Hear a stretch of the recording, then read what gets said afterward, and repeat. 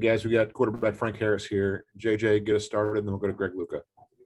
Hey, Frank, congratulations. What was just the mood like there at the end of the game? Appreciate that, but it was a crazy feeling. We appreciate all the fans that came out there and supported us. This is a long journey, and we couldn't do it without them. And it's just a great feeling knowing we went out there and executed. That end of the game was kind of crazy. Those last 2 minutes, what was just like the vibe on the sideline with the guys there? It was, like you said, it was crazy. But I know when defense went out there, they're physical, and I knew those guys were gonna go out there and execute. So there was no doubt in my mind those guys were gonna hold them, and just a great feeling.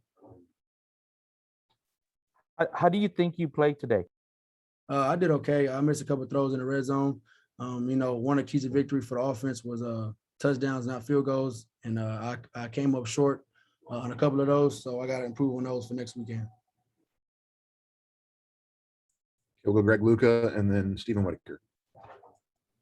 Frank, you've been around this program for a while. Can you give us your perspective on what this win means for UTSA to knock off a Big Ten team like this in your opener for this season? It means a lot. I mean, it just shows that, if we buy into the culture, that we're capable of doing things like this. And, just going out there every day and practice, competing against one another. And I was actually showing now going against opponents in a big-time opponent like this. So it's just a great thing for the program. How does this kind of carry you forward? Does this create anything that you can utilize for the next few weeks and even the rest of the year? Like we've been saying, you don't eat the cheese. So we're going to, take this under our wing for 24 hours. And then when we watch the film tomorrow, we're going to bury it and then get ready for tomorrow. Okay, Stephen, go ahead, and then we'll go Chase Shannon. Frank, you and Zakari seem to be on the same page tonight. What was it you were seeing that allowed you two to connect so easily? I think that just the coverage, and it was just great play calling. He's going to win 9 times out of 10, if not 10 out of 10. I just got to get those guys a chance. And him, all my receivers, when I look out there, I know all those guys can make plays, but it just so happened that it was Zakari. Hey, Frank, can you hear me? Yes, sir. Hey, what's it like from your perspective as a quarterback when you're on that last defensive possession and you're sitting there, you biting your nails? How do you kind of watch and take that in when your defense is trying to make one last stop? I know the other zero is going to handle him. I know Shaw's going to have my back like I got his back. He's the leader of the defense, and I knew those guys can go out there and execute. We'll get pressure on the quarterback, and I go against those guys every day at practice, and I hate it.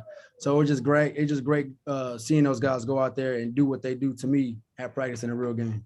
You guys had kind of a patchwork offensive line after you lost some guys there early in the game. What can you say about their work, and also Brendan and Sincere keep pounding it away and making sure you had that last drive there? The O-line, they just didn't blink. We moved KD to center. We put down Pastucci in a couple times. We put Jalen Galmore in. But those guys always work each and every week to go out there and for opportunities like this, and they showed up. I'm just grateful for those guys. And Brady and Sincere are just 2 great backs. You don't really lose much or any when Sincere comes out and Brady goes in. Brady's a great back, but he gets overlooked because Sincere is actually a great back as well. So I'm so happy for Brady, for his confidence, for everything for him, because he works hard, doesn't say much. So somebody like that to actually go out there and accomplish things like that, I just couldn't be more grateful for him. Okay, Ryder, go ahead and wrap us up. Frank, congrats on the big win tonight. So it seemed like when you guys came out of the gates there to start the game, you're really attacking with the short passing game, mostly on those, crossing routes to the numbers. Was there anything in the scouting report that really told you that was going to be a point of weakness to really get at? We knew they was going to play off a little bit, and then they started playing a little off more than what we expected.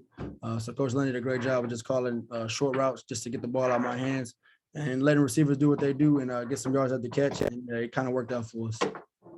And then lastly, what was the feeling of finally being able to play in front of a packed house again? I mean, of course, finally having the fans back in attendance in mass, how did it feel out there? Yeah, it was crazy. It was an unbelievable feeling going out there, seeing all the people in the crowd, and they weren't even for us, but it was still crazy. And the crowd that we did have for us was actually a lot of people, so we appreciate those people. And we just can't wait to get back in Alamo Dome and have the Alamo Dome rocking, and just hope to see everybody Saturday for the game. Thank you, Frank. Yes, sir. Thank you, Frank. We'll get Tariq in here next, guys. Appreciate y'all. Good job. Thank you.